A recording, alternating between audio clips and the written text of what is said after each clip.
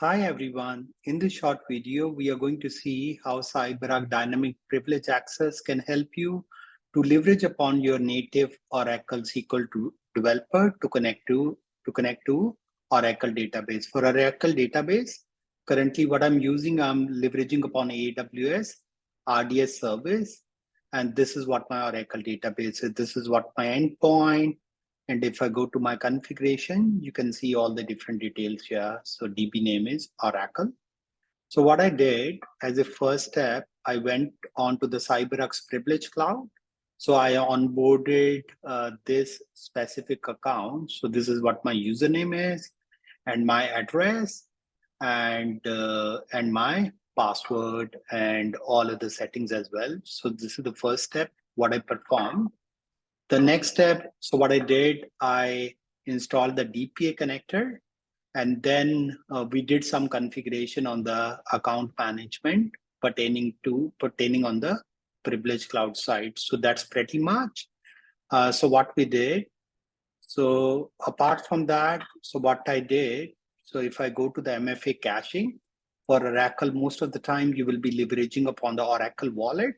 So I have downloaded the Oracle wallet into my local machine. So here you can see the Oracle wallet. It gives you 4 different files. So this is the first thing.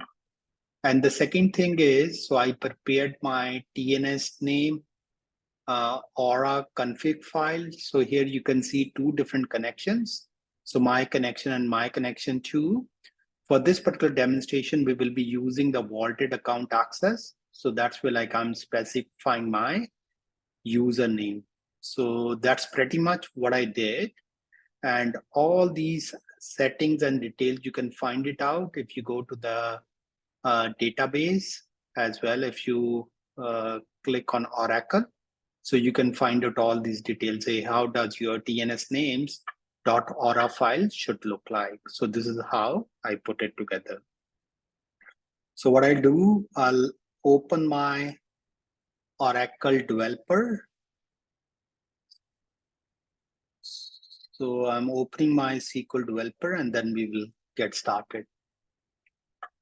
So my SQL developer is opening. So here you can see my SQL developer. So as a first step, what I'll do, so we will click on the connection and then we are going to load our TNS file. So my TNS file name is tnsnames.aura. So here you can see 2 different connections for our purposes. So we are leveraging upon the my connection. That's where we will be using the onboarded credentials. So I'm going to go to the properties. So I'll clear this my connection. So we are going to change the authentication name to OS and connection type to TNS. Here network alias is going to be my connection. So that's pretty much about it. So I'm going to click on a connect button. So it takes like around 30 seconds to get connected. So let's wait.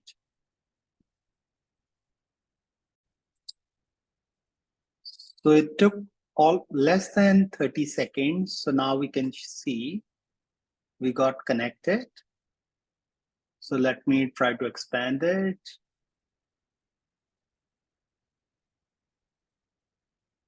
So here we are going to run a one sample query. So let's see which user we are using to connect to Oracle database.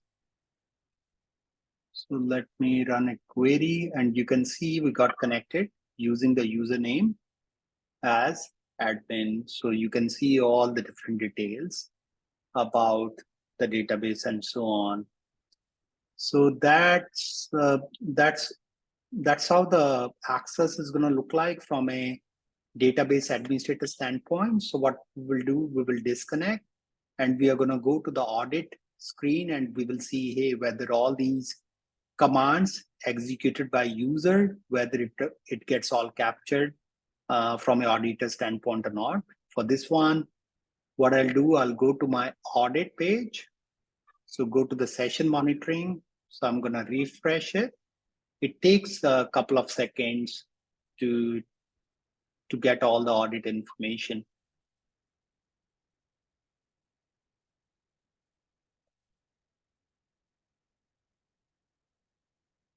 So we are going to go to the session monitoring. So this is what the session was. So it's a vaulted account. We were using admin. So let's look on to the commands. So here you can see this is the command we ran, and rest of the commands ran in the background. So thanks a lot, everyone, for watching this short video.